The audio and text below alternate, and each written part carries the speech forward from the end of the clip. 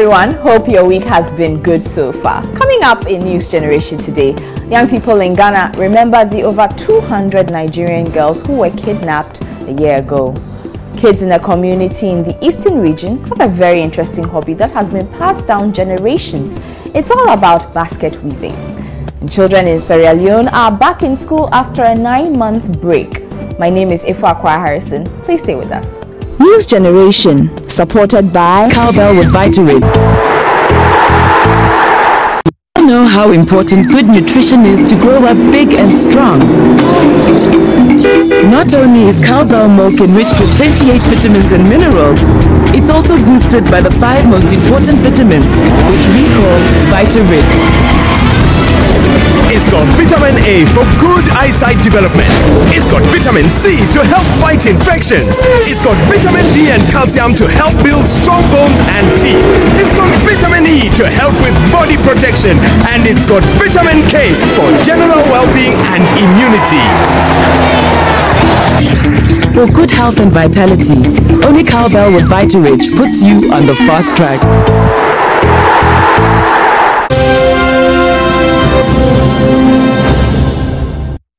Remember, you can join News Generation via social media. We're on facebook.com/newsgenerationgh. You can also find us on Twitter at newsgengh. Now, on social media, we've been asking you to tell us how your classrooms look like, and also, you can send a picture if you have a picture of your classroom. Let us know what your classrooms are like and describe them to us. We have something very interesting in store for you. It's a surprise.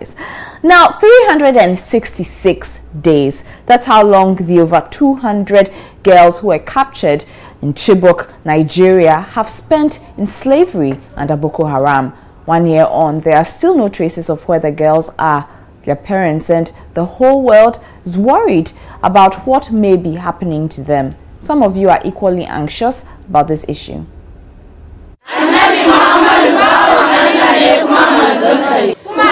Exactly a year ago, 219 girls in Chibok, northern Nigeria, were kidnapped.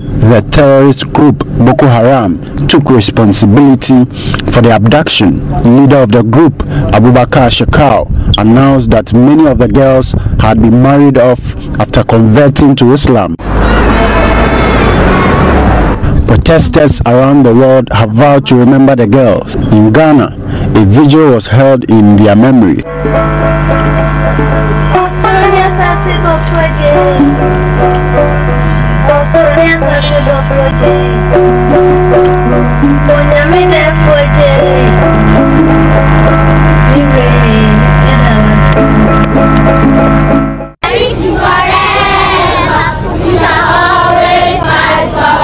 The procession with 219 girls was held in Nigeria. Each girl represents the 219 girls missing. The abduction caused global anger, with world leaders showing interest in helping to find them. Hashtag Bring Back Our Girls generated over 1 million tweets, including tweets from US First Lady Michelle Obama. Many across the world have criticized the Nigerian government for showing little concern in finding the girls. I want the previous government to, in collaboration with the UN and the AU, to come together and solve the situation. Most of the governments are not doing anything about it. So I think as we, the students, they should help themselves by putting their heads together so that they might find a way to escape from them. I think they should tighten their security, and they should also ask for foreign aid from other countries so that they'll help find the girls. Nigeria's president-elect, General Muhammad Buhari, says he will do everything in his power to bring the missing girls home, but said he cannot promise they can be found.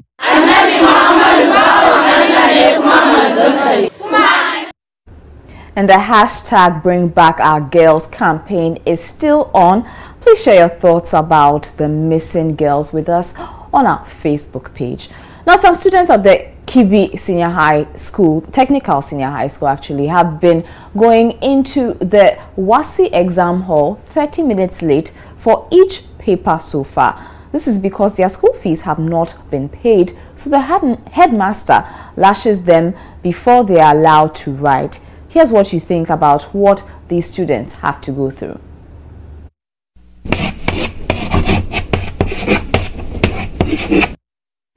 I think lashing them will make them confused when they go and sit at the exams hall. So it's not necessary to lash them. They should give them some time to pay the money. And the 30 minutes will not help, because this time Ghana, it's not easy to get money. So they should give them some time to write. So be going through pains, and whilst you are writing exams, like for maths like this, you have to focus on the maths and you have to write it perfectly. But for them to be lashed and left outside for 30 minutes, it's like losing the exams already. Nobody will take you because you will not be able to write anything. And I think they should write all the exams, and when it comes out, when the result comes out and the students are coming for their papers, I'm sure they'll bring their papers. I think about the students a lot, because when it's time for them to learn and go and write their WASI, they learn a lot. So if they are not given the chance to write their WASI or their exams, and they are keen before they enter, or they allow the students to sit down for about 30 minutes before it affects them a lot, because when some of them are being keen, they cannot think or reason fast as they used to reason. I think that they should not cane the students, because when they cane them, they feel the pains, and this makes them uncomfortable to write the exams. It's not good. It's not good because 30 minutes before they start the exam, it's not good, because they have studied and they are well prepared to write the exam. So they should reason to know that the students have studied, so they have the capability to write the exam.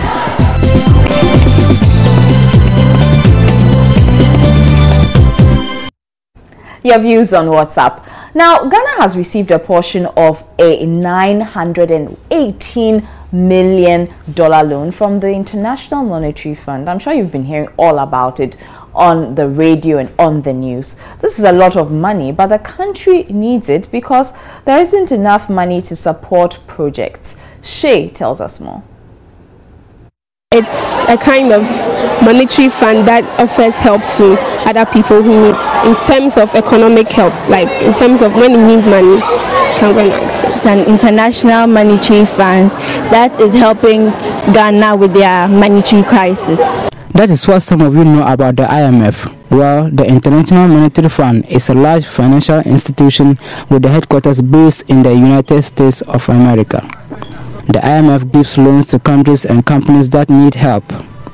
Ghana owes a lot of money, and debt has been rising. The country owes about 70 billion Ghana cedis. That means the country spends more money than it actually has. The situation is made a lot more difficult with the rate of the cedi against major currencies like the US dollar, the euro, and the British pound sterling. You will need about 3 cedis, 87 pesos to get $1. That means prices of goods and services increase every day. The $918 million loan from the IMF will be divided into 3 and given to Ghana over a 3-year period. But a deal with the IMF involves more than just a loan that is to be paid back. There are certain rules the country must also obey. The rules are known as conditions, and these include freezing employment in the government sector. Some people fear that will worsen unemployment in the country. I think the freezing of unemployment is a very big problem in Ghana. So therefore, if we go to the IMF and then the freezing of the unemployment is going to be a very big problem. If workers are not employed, young people will engage in armed robbery. The employment aspect wouldn't help the graduates that are coming out from schools. So we should be able to work on that. As part of the loan agreement, government will not reduce the prices of fuel and utilities, including water and electricity bills. This means Ghanaians will have to pay the full cost of fuel prices and utility bills. The government cannot also go for any more loans till the end of 2017. I think it's a very big problem that comes along with it. So we should just forgo it and then manage our own economical problems. There are a lot of other ways you can go about it other than going for the loan.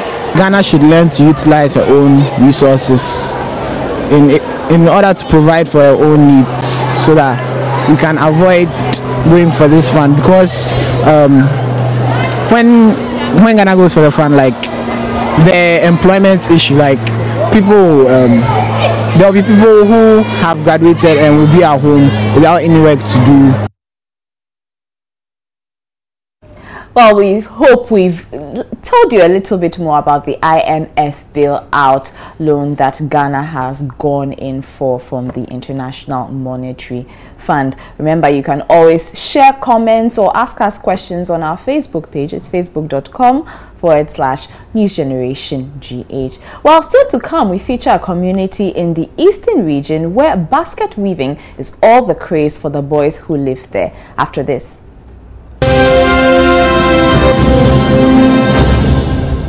You know how important good nutrition is to grow up big and strong. Not only is cowbell milk enriched with 28 vitamins and minerals, it's also boosted by the 5 most important vitamins, which we call Vita-Rich. It's got vitamin A for good eyesight development. It's got vitamin C to help fight infections. It's got vitamin D and calcium to help build strong bones and teeth. It's got vitamin E to help with body protection. And it's got vitamin K for general well-being and immunity. For good health and vitality, only cowbell with Vita-Rich puts you on the fast track.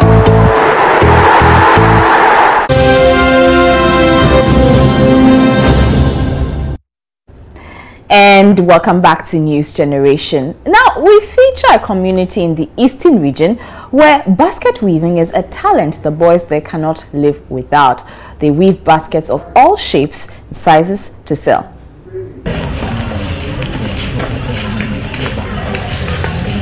It's a Saturday morning at Kwabwanta, Ogbolu, a farming community in the Karabwa-Kota district of the eastern region. These young boys are cutting palm branches. They are going to weave baskets from them.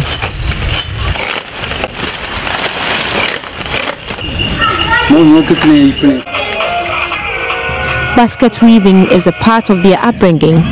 The skill has been passed down from the older generation. It is what sets them apart from other farming communities in the area. Weekends are special days for these young boys who take some time off school to do what they love best.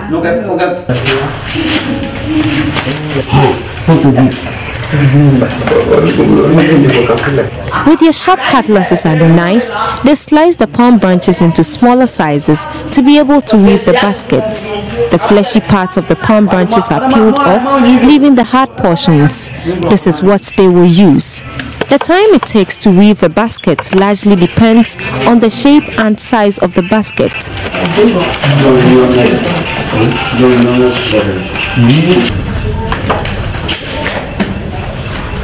In the midst of these young boys is 19-year-old Odebi Kabute.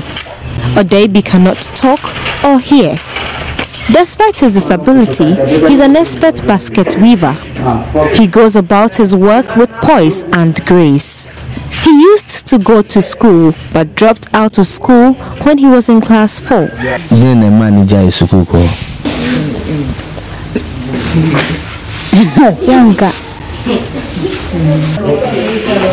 For Davy and his friends, basket weaving is an opportunity to buy some personal items.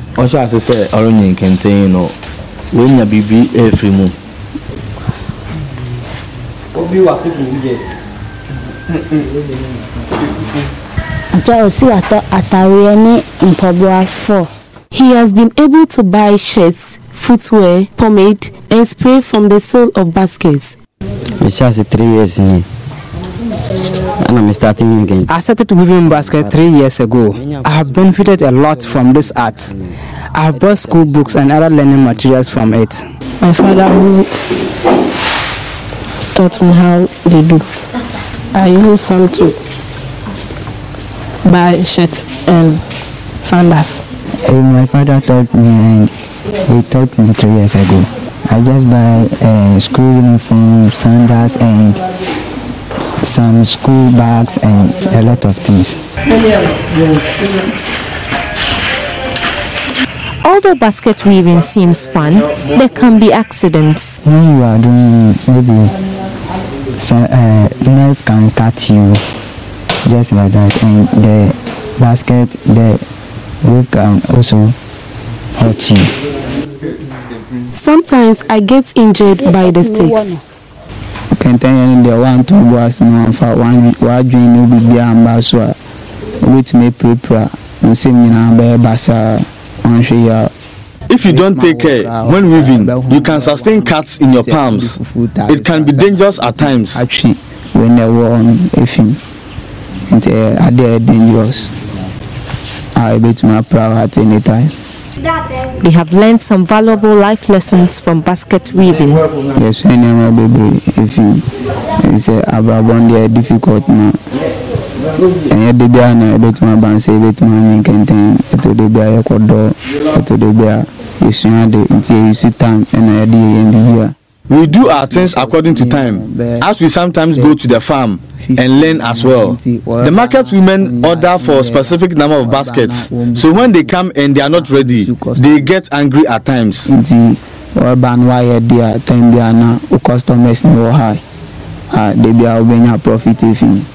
After hours of weaving, this is the result. The boys will sell them to the market women.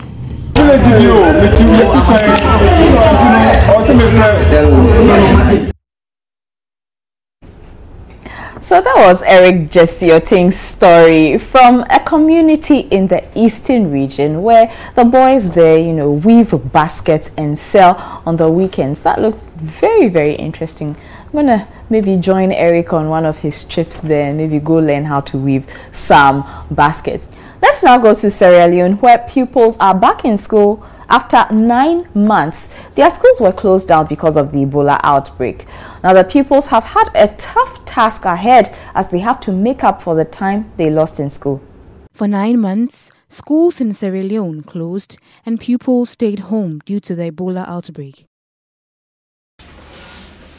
They are back now, at least some of them are. UNICEF has trained 9,000 teachers in Ebola prevention and has supplied washing facilities to every school. Pupils and teachers have a lot to do as they have to make up for lost time.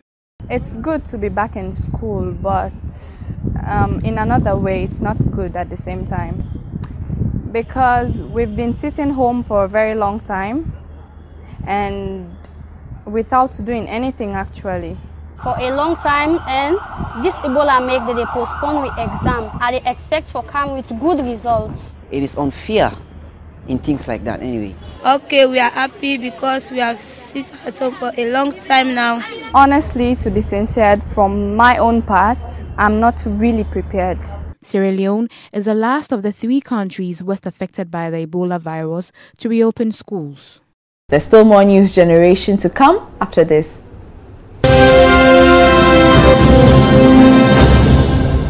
You know how important good nutrition is to grow up big and strong. Not only is cowbell milk enriched with 28 vitamins and minerals, it's also boosted by the 5 most important vitamins, which we call VitaRich. It's got vitamin A for good eyesight development. It's got vitamin C to help fight infections. It's got vitamin D and calcium to help build strong bones and teeth. It's got vitamin E to help with body protection. And it's got vitamin K for general well-being and immunity. For good health and vitality, only cowbell with VitaRich puts you on the fast track.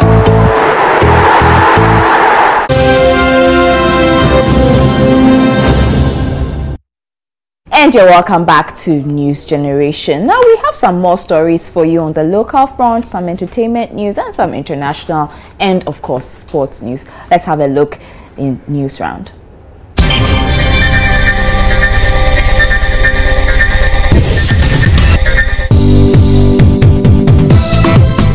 pupils of Ziavilome EP Primary School study in some very poor structures. Some of their school structures were built over 40 years ago and are decaying. Portions of the front ceiling are also falling off, posing danger to the pupils. Reggae dancehall artist Stonebwoy won the Artist of the Year at the Ghana Music Awards. He also won the Reggae/Dancehall Artist of the Year and the Reggae/Dancehall Song of the Year for his song Bafira. The United Nations Refugee Agency has warned Kenya not to sack Somali refugees in response to Al-Shabaab's massacre of students. Kenya has given UNHCR 3 months to close the Dadaab refugee camp, which houses 350,000 Somali refugees. The Kenyan government believes Al-Shabaab militants who killed 148 people at Garissa University hid in the camp. The agency warned that the camp's closure would have extreme humanitarian consequences. American Jordan Spieth equaled the lowest winning score in Golf Masters history to win his first major. The 21-year-old shot a final round 2 under par 70 to finish 4 shots ahead of England's Justin Rose and 3-time champion Phil Mickelson. Spieth, who dominated all 4 days of the major, equaled Tiger Woods' winning score when the former world number 1 won his first green jacket in 1997. A top chess champion is facing a 3-year ban after being accused of hiding a smartphone in a toilet during a match and using it to cheat. Gios Nigalije from Georgia was thrown out of the Dubai Open tournament after his opponent complained about the number of times he was going to the bathroom.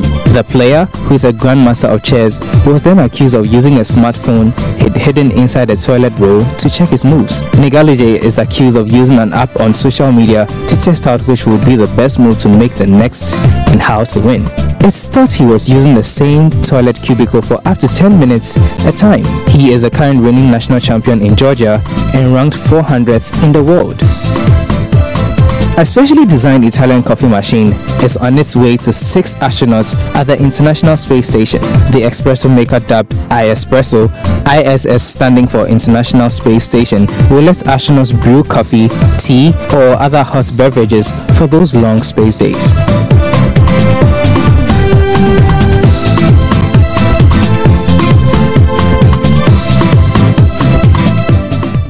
Fancy a quick help who does all the cooking? I sure do.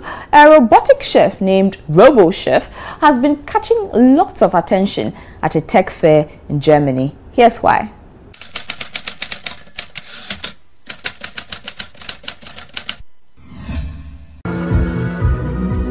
The model for an all-action robot chef has been revealed in Germany. The high-tech cook can chop ingredients, mix food in a pan and do the washing up afterwards.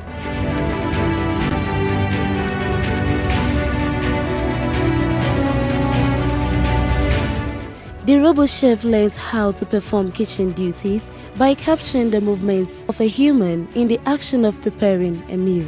These movements are then turned into commands that drive an intelligent pair of robot hands. But the product is still 2 years away from being available to buy in shops.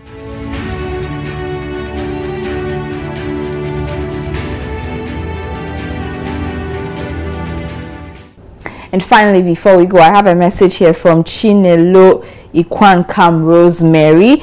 She is responding to our post on what her classroom is like. You did send us a picture though, but she says, my classroom is very neat and well equipped, and it makes the students learn because a dirty classroom affects the way the child dresses to school and also reduces the skill of a student, the learning skill of a student. So every school should please try to maintain and equip their classrooms.